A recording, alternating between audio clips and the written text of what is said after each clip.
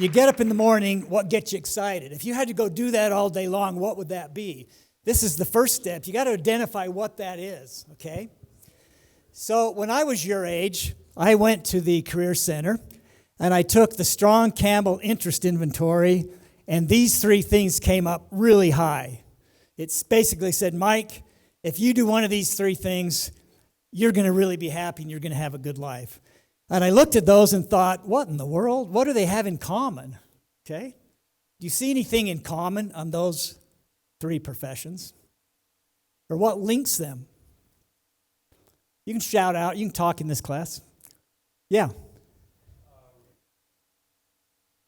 Okay. Some degree of risk, obviously. What else?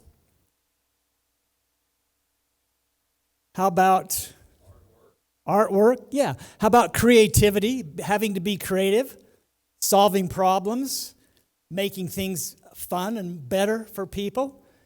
So I thought a lot about that, and I quickly ruled out being a surgeon because I didn't want to be in school for 15 years. And I wasn't really enjoying chemistry and biology, the hard sciences. So what I did is I picked musician, okay? So the first part of my career, I was making my living as a musician, and I was studying music composition at the university. And when you study music composition, you have to learn to play all the instruments. Not well, but you have to know how to write for all the instruments. So I was renting instruments and practicing and learning to write for the clarinet and the flute and the oboe and the bass and so on and so forth. And an instrument that started becoming really popular back then was the banjo. So the banjo was starting to be used on TV commercials and on films, and there were some rock and roll bands that were using a banjo. And so I said, okay, I better learn to write and play the banjo. So I went to the local music store, and I took 3 banjo lessons. That's usually all you needed to teach to know how to write for an instrument. And I went for my 4th lesson for that month to finish my training on the banjo. And the owner of the music store said, Mike, I've got some good news and some bad news. I said, okay, let's hear it. She said, the bad news is Keith, the banjo teacher, just quit. There are no banjo players or no banjo teachers in Utah. And I'm sorry, I don't know what to do. I can't help you with a new teacher. I said, okay, that's bad news. What's the good news? She said, I am offering you the job as our new banjo teacher. So I put my arm around her. Yeah, Maureen, she was a friend of mine. Sure, that's funny. That's a good joke. She said, no, I'm serious. She said, we have about 20 students, and they're younger kids, and if you stay 1 week ahead of them, I will hire you.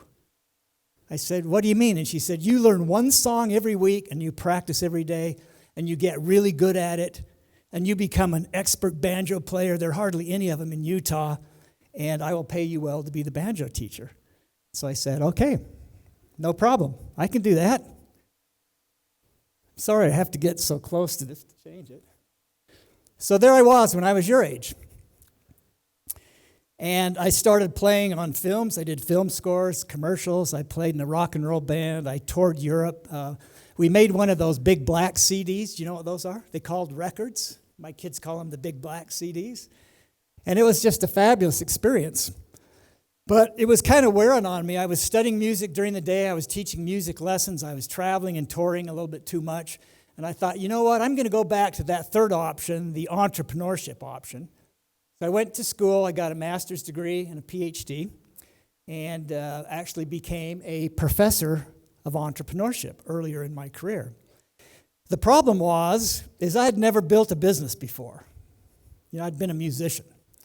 And I thought, if I'm ever going to be a thought leader in this field, I have got to leave the safe harbor of academics. I've got to take the big risk and go out and see if I can build a business.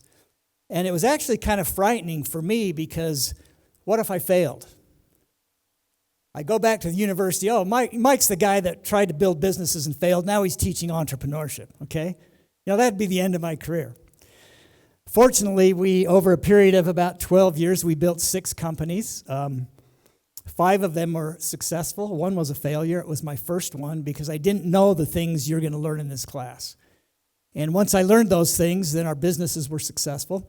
The largest company was a multi-million-dollar company. We had 600 employees. And I was sitting in my office one day, and I got a call from a guy from Toronto, Canada. And he said, Mike, I want to buy your business. I laughed and said, well, that's great, but it's not for sale. He said, no, I'm serious. Every business is for sale for the right price and the right terms and the right conditions. He said, can I fly to Salt Lake and spend a few days and do some due diligence? I'll sign some non-disclosure agreements, and I will make you an offer on your business. I said, well, it's really not for sale, and you'd be wasting your time. But if you want to come and do that, I'd be happy to entertain you. So he flies down with his team. They go through our company records, look at all our products, look at all of our legal contracts. And after the second day, he comes into my office, and he placed an offer sheet on the desk. And he said, here's our offer for your company. And I looked at it, and it was a really big number. And but I was playing cool. I said, it's really not for sale. And I don't think my board of directors would accept this number. And he says, okay, write a number at the bottom that your board of directors would accept. So I wrote a really big number, even bigger at the bottom. It was 35% higher than his offer. And he looked at it, and his eyes got huge, and he said, oh, man, I don't know if I can pull this one off. And I said, well, it's not for sale. It's up to you.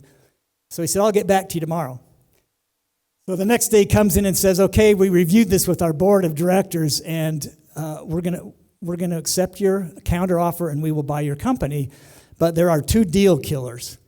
And if you're not willing to accept these 2 deal killers, then this deal's off. I said, okay. So he said, the first one is we're moving your headquarters to Dallas, Texas. We have a strong executive team. We don't need you or your staff there. And I said, okay, no problem. Because I didn't want to run a company that I no longer owned, and I didn't mind leaving the company that I was about to sell. The second one was the most interesting. He looked at me, and very serious, and he said, this is the big one, and if you don't take this one, we're going to get back on that airplane. I said, okay. He said, you have to take cash. You're supposed to laugh or react or something. Okay. So I held this serious face like, oh, no. Okay, I'll take cash.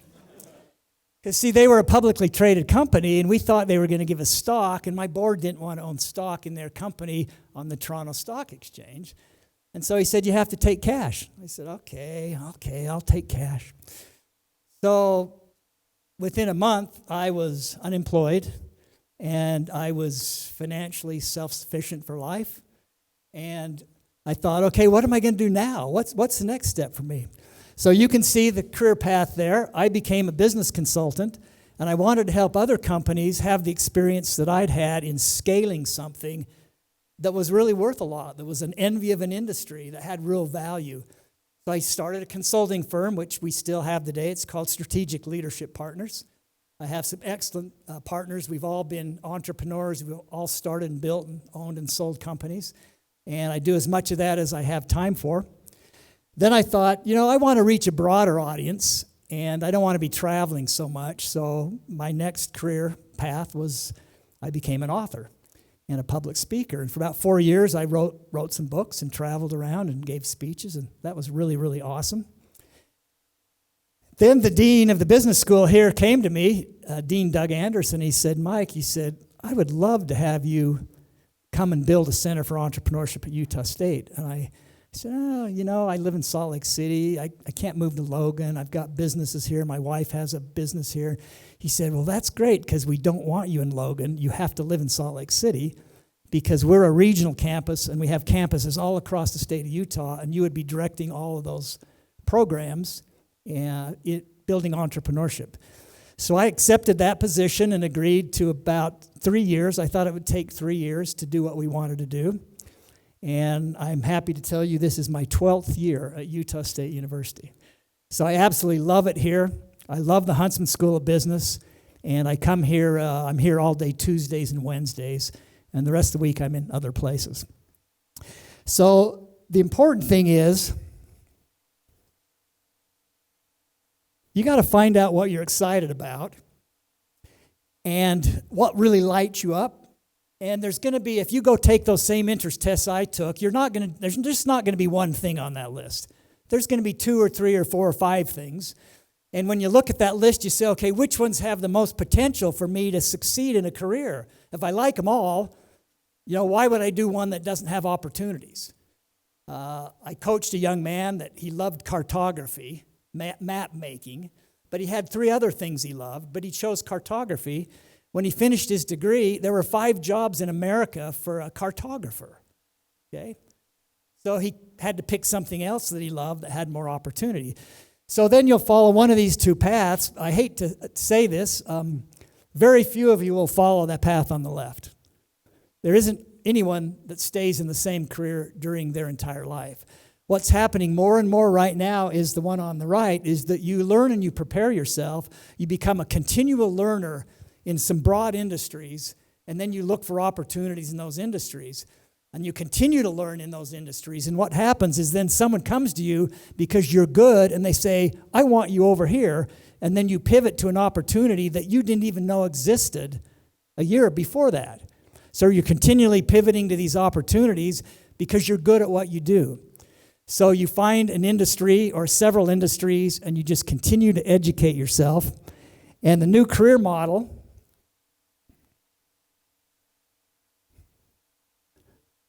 we're going to have to get a new one of these, looks like this.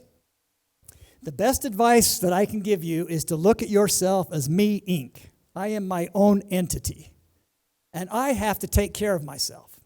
So I need a skill set. I need to be good at what I do. Everywhere I go, I need to leave a positive impression and have a great reputation about me and my brand and my skill set. And then I need to look for continual revenue streams, different sources of revenue to support my company, which is me, Inc. So you might have a full-time job. You might sell some products on Etsy or eBay or Amazon.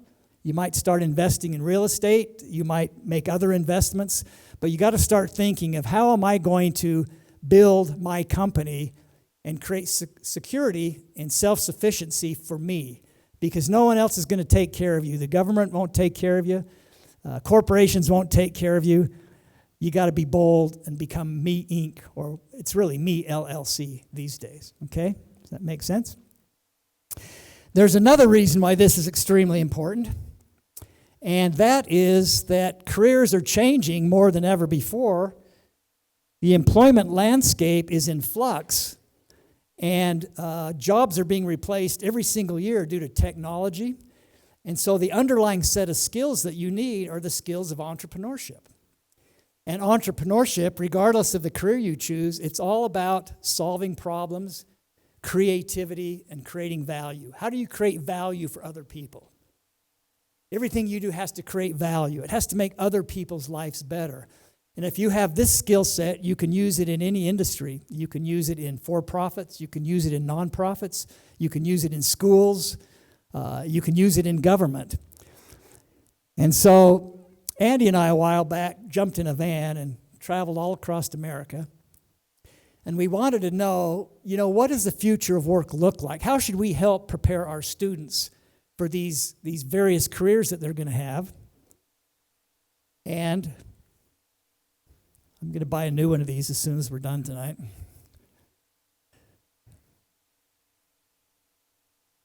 I'm going to show you this short 2-minute video of who we interviewed and what we learned. The future of work as a result of technology is going to be the biggest change in the 21st century as industrialization changed the world centuries ago.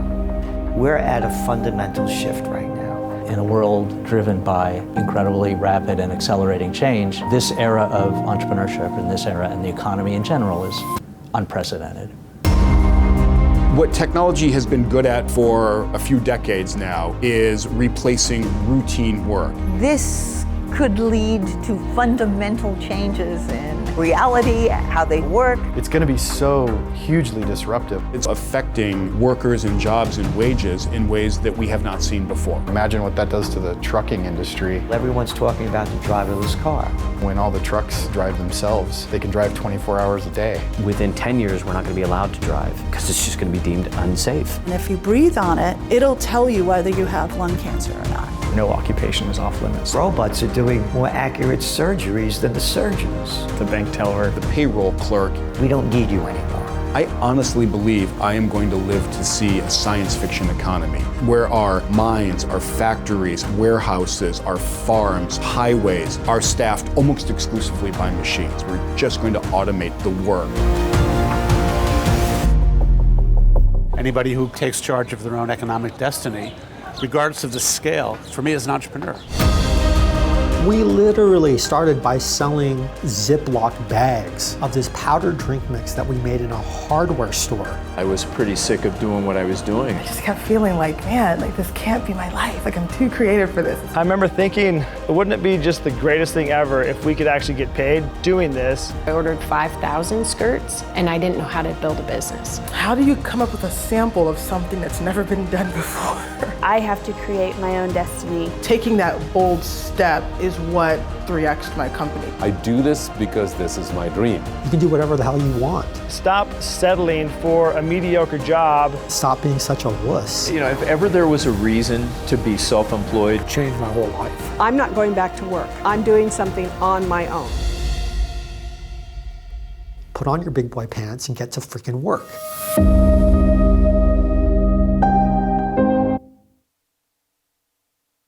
Okay, so the message here is that if you have this underlying skill set of creating value, innovating creative solutions, you're going to be okay.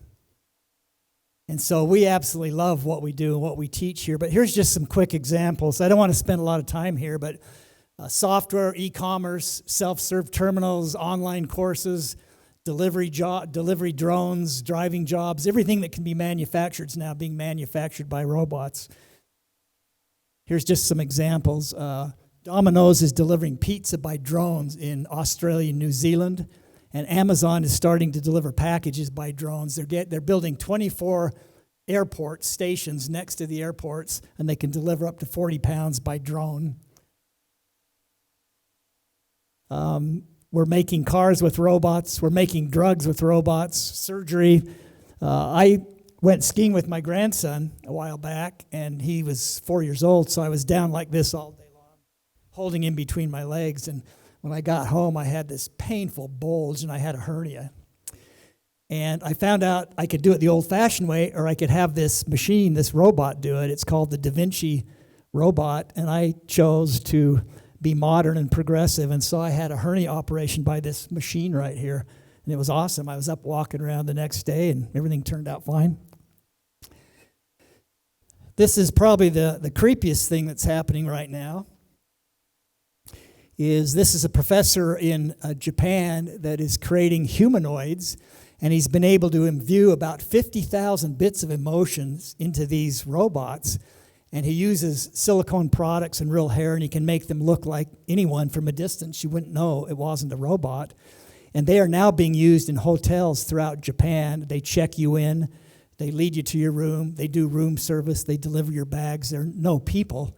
And so the world is changing significantly, and it's very unlikely that you will have a certain career that you will do throughout your entire life. So, sorry, this is really annoying because I like to wander around.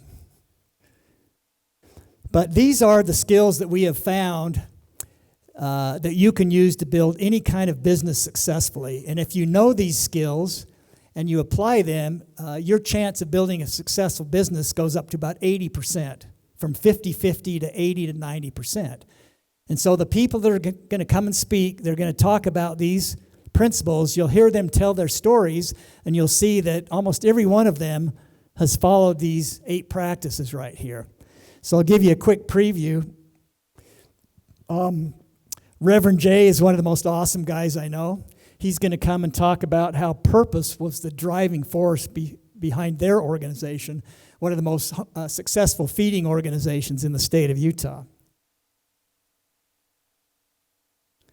The Salsa Queen is going to come and talk about how she found a true business opportunity. A single mother, 7 kids, no skills whatsoever, but she knew food. She knew salsas. And so she was able to build something around something that she knew really well, better than other people. So she'll talk about a true business opportunity, how you recognize those. Marissa Barlow, does anyone know Marissa? She built Nani Swimwear as a teenager, and we helped her build it here in our Center for Entrepreneurship. It's a multi-million-dollar company, but she quickly realized she needed more help, that she was limited in her knowledge, so she built this incredible partnership with her mother and her aunt and other employees, and has used to rely on a network of support to build her company. How many of you know Sawyer? Anybody like crumble cookies? Maybe we'll feed you crumble cookies with ice cream the night that he comes. But he built a winning business, but he wanted to expand it significantly, but it cost hundreds of thousands of dollars, millions of dollars. He didn't have those resources, so he created a franchise system where he uses other people's money and other people's talents and other people's expertise, and he's built now 650 of these stores across the country. This is one of my very favorite entrepreneurs. He's not much older than you, but he went through a series of about 5 companies, incredible passion and persistence. He just never gave up. He started with a windshield repair company, then a used car lot, then several used car lots, then a dealership. Then he started a loan company, and then he started a SaaS software company, and he sold, 2 years ago, he sold 25% of his company for $100 million. And his company is now valued at over $1 billion. And he is going to be here live on this stage to tell you how he did it. He's an amazing guy. Another one of my favorite entrepreneurs, this woman, beautiful woman, spent most of her life in prison. A heroin addict, a prostitute, 5 prison terms. And she finally got out and got her life together. And she's built one of the most incredible rehabilitation programs in the world. And what they do is they build businesses, and they bring in ex-convicts and drug addicts and homeless people, and they run these companies. And every company they build, they have a 5-star rating. They give the finest customer service you could ever imagine. If you look at the Other Side Movers online on Yelp, you'll see they're the only 5-star rated moving company in Utah. And what they do is, it's interesting, they were stealing stuff out the back door. Now they're picking up your stuff, putting it in a truck and taking it somewhere, and people trust them, and they're really good at it. And when they're finished moving, they'll come to you and say, we've got all your furniture out, but we noticed on the stairwell there was a scrape of paint, and I'm sure, I don't think we did it, but we want to repaint that wall for you. And everyone loves them. They're the most incredible company I've ever worked with. They also have a construction company. And I remodeled my basement, and I hired them. And every single day, Jordan, who had a 15-year prison term, called me and said, Mike, here's what we're going to do today. We'll be there at 9:15. The next day, Mike, can we come a little bit early? I've got an extra crew member. Can we come at 7:30? Every single day. And they finished the job on time and under budget. And I've never had an experience like that. And I've built 80 retail stores with dozens of contractors, and they were the best that I've ever used. So you're gonna love Lola. She's an amazing woman.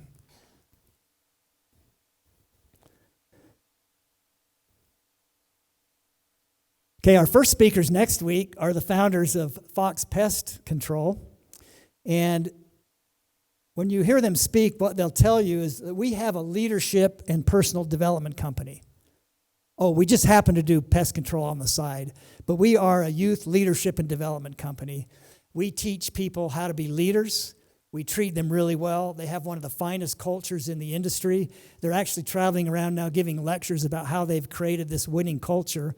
And they train everyone that works there to look for ways to do good deeds every day.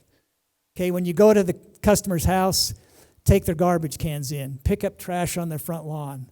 If they happen to have a newspaper, carry it into them. Look for ways to serve and do good in that home with that customer, and go way beyond what they expect.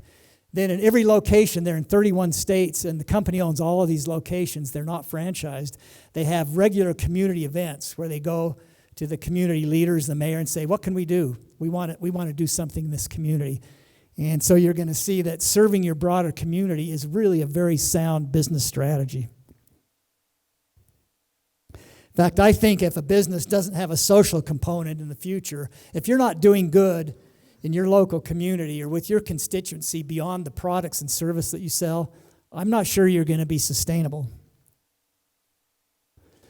So many of you know about our minor in entrepreneurship.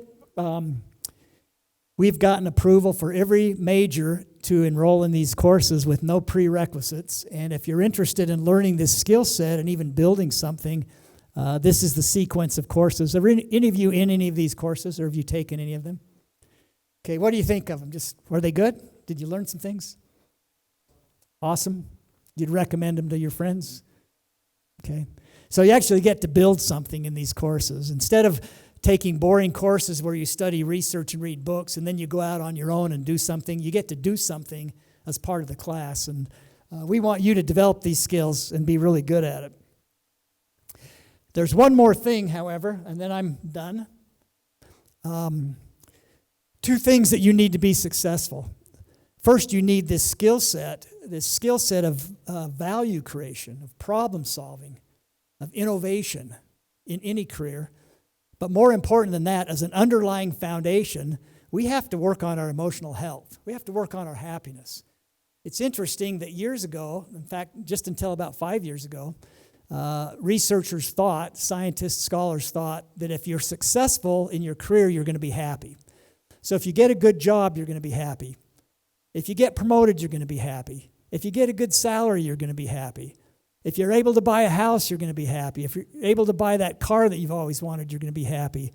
The latest research shows that that's just not the case. The link is not there. It's not that strong.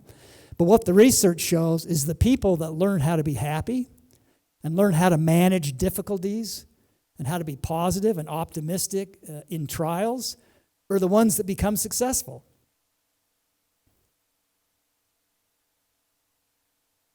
And let me show you quickly what the research shows.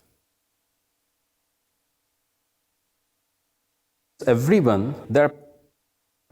So this is very clear. This is a study. It was done in 17 different industries with hundreds of different companies and thousands of employees. It was done by the American Psychiatric Association. That if you've learned to manage your emotions so that you're generally a happy, joyful person, that you feel good, you like people, you're not judgmental and so on, that these are the outcomes. You have better relationships, more energy, better physical health. You set and achieve goals, you get more promotions, you're less likely to leave an organization. So what we teach in the Center for Entrepreneurship is the underlying foundation is that we have to learn to be happy, joyful people. We have to learn how to navigate the really difficult challenges of life optimistically. And then on top of that, we need to put these skills, these entrepreneurial skills of innovation and value creation, making things better, learning how to make things better. So we, in addition to our entrepreneurship classes, we just launched our happiness project. And there are 2 universities. Yale University launched a happiness course several years ago, and 1/3 of the students of Yale have been through that course, and it's now been attended by over 1 million students around the country. And then Harvard copied them and created a happiness and leadership course, and now Utah State has the course, okay? But we wanted to make it better than Harvard and Yale, and I think we have. Don't you think, guys? So this course is now being offered online this semester, and it's a 7-week block course. It's being offered next block starting on March 1st, and that's an in-class section. It's a 4,800 class. That's an independent study number. Next year, it'll be MSLE 2750, and it'll be offered every single semester at Utah State. Our lead instructor here is Jenny Taylor, who's one of my favorite role models. You may know her. Her husband, Brent, was the mayor of Ogden, Utah, and in the National Guard. He was shot and killed in Afghanistan by one of his own men, and she's been a widow for 7 years, and she has become one of the happiest, most joyful people that I know in spite of that tragedy. So she's the lead instructor, and I teach it with her. We both teach this course together. So that's another thing for you to think about, okay? So that's it for me tonight. I want to introduce you to my partner, Andy Tennell. He's going to speak for a few minutes and introduce some of our super interns. We'll give you a little bit more information, and then we're going to go back and we're going to eat Buffalo Wild Wings and have ice cream and just hang out together, okay? Sound good? Okay, thank you.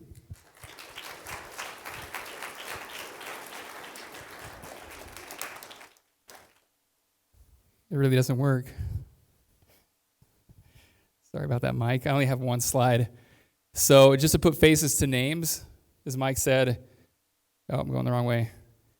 My name is Andy Tennell, and I work in the Center for Entrepreneurship. I oversee the SEED program. If you guys are familiar with that, we're going to talk about our offerings later on. I put this slide up, though, because this is me in a not-so-professional, attire. But this is, so my story is similar to yours in that I sat in a classroom. I graduated from Utah State University in 2009 with a degree in business, and then I got an MBA here. But I'm curious, what makes each of you tick? Maybe just, I don't have anything can I hand out some more journals, Mike? Two people, like what makes you tick? What are you guys passionate about? Yeah. Okay, telling stories. Do you want a journal? Do you want to write okay. Somebody else had their hand up over here. Yeah, go ahead. Awesome. Okay, serving your community, helping underprivileged people. So the cool thing about entrepreneurship, this is going to sound cliche, it's about creating value, and if you have a passion in some area, there's a way you can monetize that, you can make money off of it. Well, is anybody ski or snowboard in here? Who is like, okay, tons of hands go up. What's happening when you guys look at the mountains? Do you like salivate and just think, because we're getting pummeled by snow? I live the same life as you guys. When I looked out the window in my classes and it was snowing, how does that translate to kayaking? Where does all that snow go in the springtime? To the rivers, right? So when we have good snow year, rivers fill up. Anyways, this was my passion. And I was in a class similar to this. I was inspired to start my own business, and this was the first business that I launched, which is still in operation today. It's been about 15 years. And so it's not a huge moneymaker, but the reason why I share it with you guys is because it allowed me to exercise my entrepreneurial muscles, if you will, and it led to other opportunities in the future for me. I've always had a 9-to-5 job, but I've also had, like Mike said, like Me Inc. or Me LLC, I've had other ways to make money with my hand in different businesses. And so I encourage you as students in this class to come search us out. If you haven't been to the Center for Entrepreneurship in the Huntsman School, we want to help you build businesses. If you're not interested in building businesses but making an impact in people's lives, we can do that through business, through the SEED program. There's a number of ways you guys can get involved. And so come up and find us. You can talk to us here in class. We're on the 4th floor of Huntsman Hall. Real quick, though, I'm going to introduce you to, I think the next slide. We're going to quickly share with you before we go get food of how you get a grade in this class. And then we're going to talk about food also. Who likes food? Yeah? Did you guys know that you're going to have dinner with an entrepreneur in this class? No? I'm seeing like some people shake their head. Every one of you is going to have an opportunity to have dinner with one of these entrepreneurs in kind of like a semi-intimate setting, about 20 people. So I'm going to turn the time over to Hannah Whiting. You're not even kidding. I have to get right next. Okay. Hannah Whiting is the TA for the course, and she's going to talk about the grade associated with attendance and what you're going to have to turn in. And then Paige Longhurst is going to talk about the dinners. Hello. So basically, out of the 10 speakers, you need to be here for 9. This is generally what the notes will look like. Write your thoughts, and then I will collect them after the Q&A session of each speaker in the back of the room. Please be honest. Don't have a friend fill it out. It's great insights, and if you want to, take a picture of it. Unless you really want the paper back, I can give it to you after I've kind of taken attendance. Are there any questions? There's also reflection paper that you'll have after Shark Tank at the end of the semester. It will be 4 pages. I am the TA, so read through the syllabus if you have any other thoughts, because it is still a class. The best 1 credit class you'll take here at USU.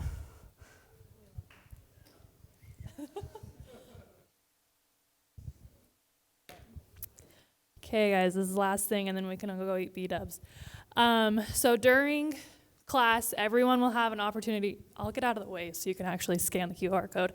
Everyone's going to get an opportunity to eat with one of the entrepreneurs that Mike talked about. So what you'll do is you'll scan this QR code. It's going to take you to a survey, and you can just rank the different speakers that are coming.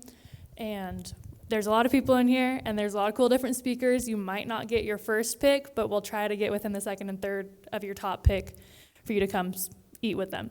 So it'll be really cool. Dinner's really good. It's in the executive boardroom in the business building, so it's really pretty. You guys need to have this filled out by Friday so then I can know who's coming to dinner next Wednesday. And if you don't get the QR code or the link right now, we'll have it up on the Canvas page for you guys to be able to fill it out there.